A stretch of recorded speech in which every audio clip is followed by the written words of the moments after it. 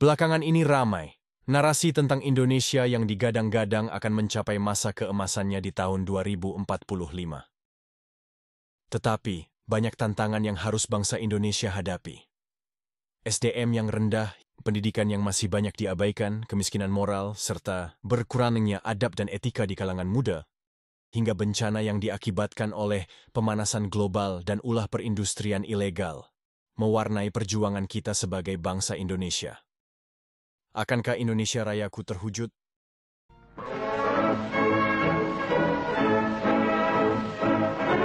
Bab 1. Kuantitas tanpa kualitas adalah kosong. Banyak orang yang mengaitkan bonus demografi Indonesia sebagai awal dari tercapainya Indonesia Emas 2045. Tetapi, bagaimanapun lebih baik untuk memiliki satu bom nuklir daripada 1000 kembang api dalam suatu pertempuran. Jumlah yang besar, tetapi tidak dibarengi dengan kualitas yang baik, hanya akan mengantarkan kita pada kerugian dan kehancuran.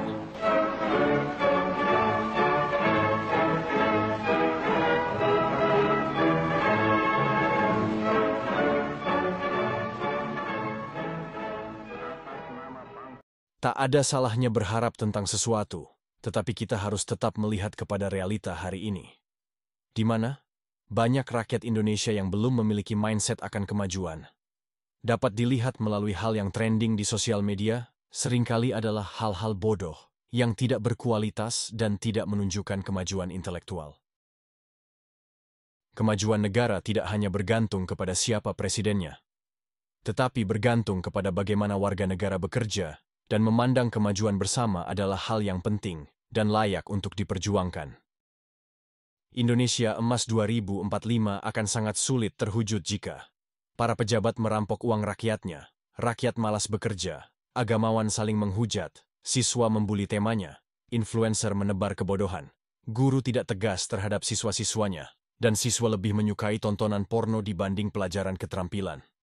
Semua itu adalah hal yang menunjukkan rendahnya kualitas yang akan sangat menyulitkan terwujudnya visi Indonesia ke depannya.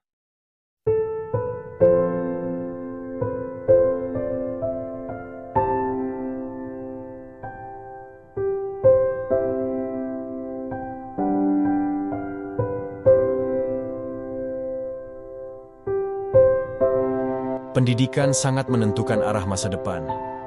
Indonesia kadang dikenal buruk secara mutu pendidikan. Bahkan akhir-akhir ini mencuat suatu kasus pembulian yang menunjukkan ketidaksiapan kita akan kemajuan adab dan moral. Ketegasan orang tua terhadap anaknya pun semakin berkurang dan lebih sering memanjakan anaknya. Anak-anak yang terlalu dimanjakan oleh orang tuanya akan mengakibatkan seorang anak tidak menghargai sebuah perjuangan. Karena merasa dapat memiliki segalanya tanpa berusaha terlebih dahulu. Siswa jauh lebih menyukai menggunakan sosial media untuk melakukan hal yang tak berguna dibanding untuk belajar di sana. Siswa bermain game saat pelajaran. Siswa tidak menghormati gurunya. Siswa menghina gurunya. Seakan menjadi hal biasa. Itu semua terjadi karena kurangnya ketegasan guru dalam bertindak. Jumlah siswa di Indonesia yang semakin besar, tetapi tidak dibarengi dengan keterampilan yang memadai, hanya akan menumpuk pengangguran di masa depan.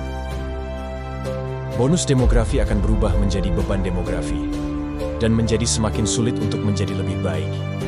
Jika pendidikan tidak dibenahi, maka kita hanya akan menunggu pada kehancuran bangsa Indonesia di masa kedepannya.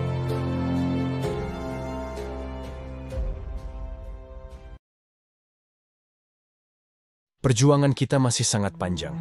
Ada banyak hal yang harus dibenahi dan diperbaiki. Tapi apakah kita bisa melakukan itu semua?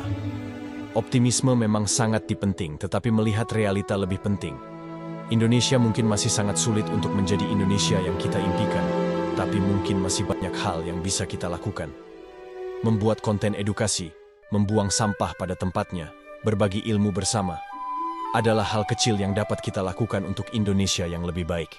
Dan mari kita lihat, akankah sang Garuda membentangkan sayapnya?